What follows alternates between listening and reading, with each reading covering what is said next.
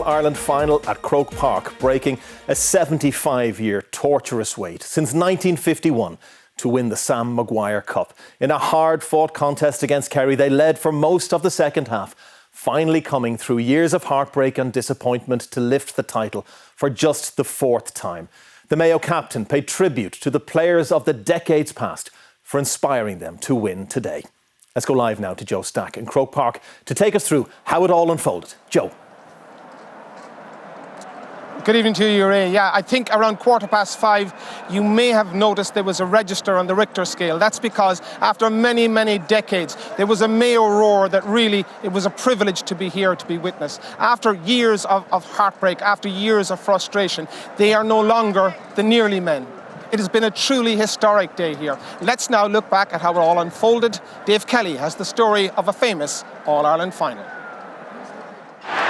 75 years of heartbreak is over!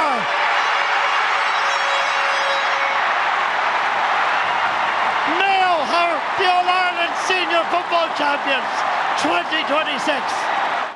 Finally, the long wait is over. A compelling season concludes with Mayo as champions. For the first time in 20 years, Kerry and Mayo contested the decider. The defending champions opened with 3 unanswered scores, including 2 points from David Clifford.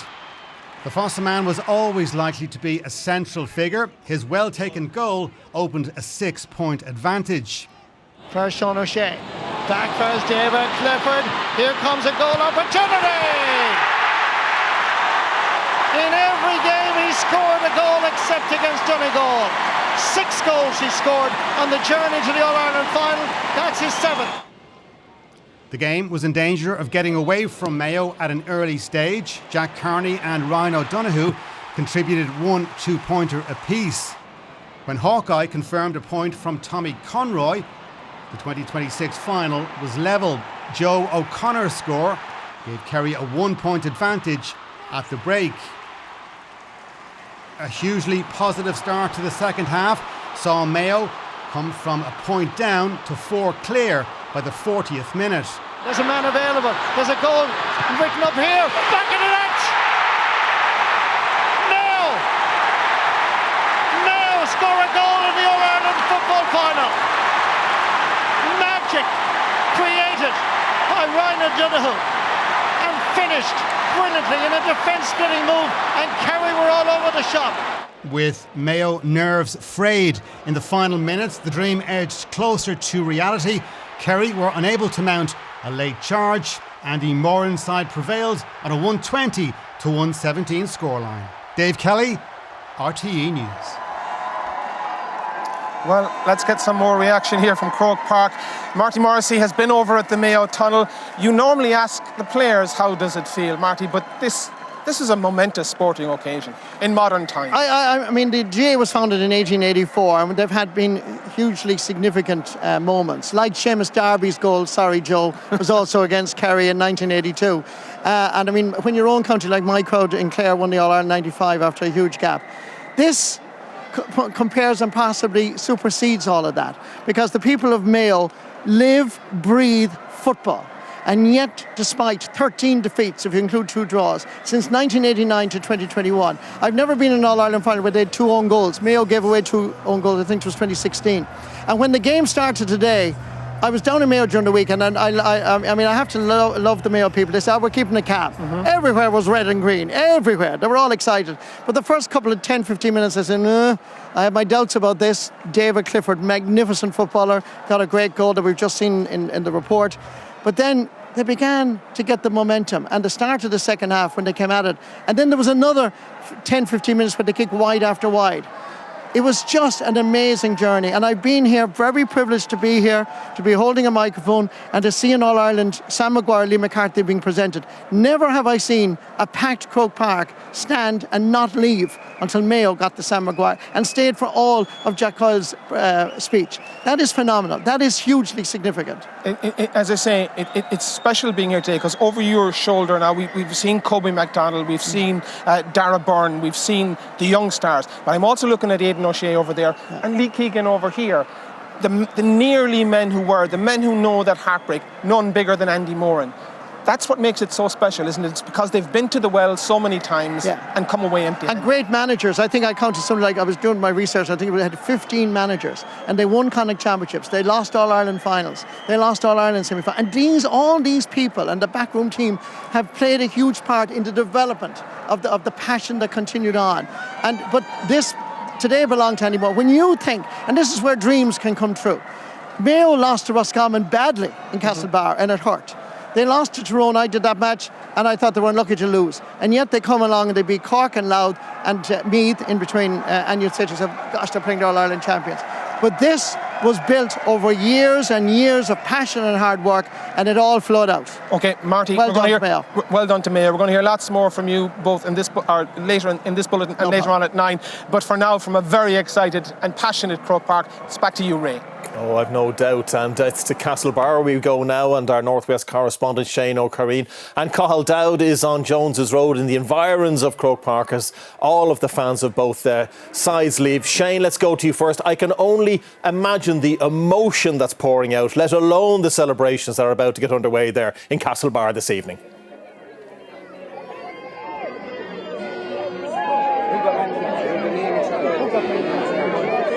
Yes, Ray, it's a day for the ages here in Mayo, a special and historic day. After 75 years of hope and heartbreak, a dream held by generations has become a reality. Several thousand people gathered here at the Mall in Castlebar to watch the game, and the conference grew quietly as the game went on. By half-time, 1 point in it. This conference is growing. 58 minutes in, we felt the roar of the green and red of Mayo, and my God, Ray, when the final whistle went, after 75 years, 11 final defeats, you could sense the joy and jubilation and what it meant to the people of Mayo and the diaspora. We've seen the tears, the hugs, the embraces, and this is how people spoke to us after the final whistle. God, it was brilliant. I can't believe it. We actually are. We just can't believe it. We're just in shock. So overwhelming. It was such a great day. Well done, Dandy and the boys. We're absolutely delighted. Oh, Mayo!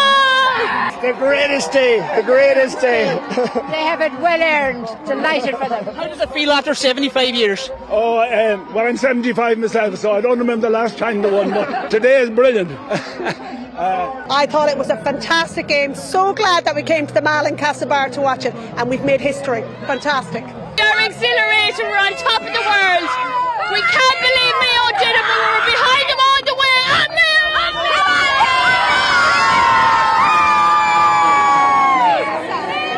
Ray, the homecoming here in Castlebar tomorrow night, it will be a party for the ages. These Mayo footballers have cemented their status as legends of the game here in the west of Ireland. When Jack Coyne lifted the Sam Maguire, you could hear the roar here, I'd say, throughout the county. It's a special day here in Mayo. Reek Sunday early this morning, the pilgrims made their way up Croke Park. They left the green and red flag in the hands of St Patrick, and by God, the footballers of Mayo delivered. Ray, the party here in Mayo tonight and in Castlebar is going to be a special one.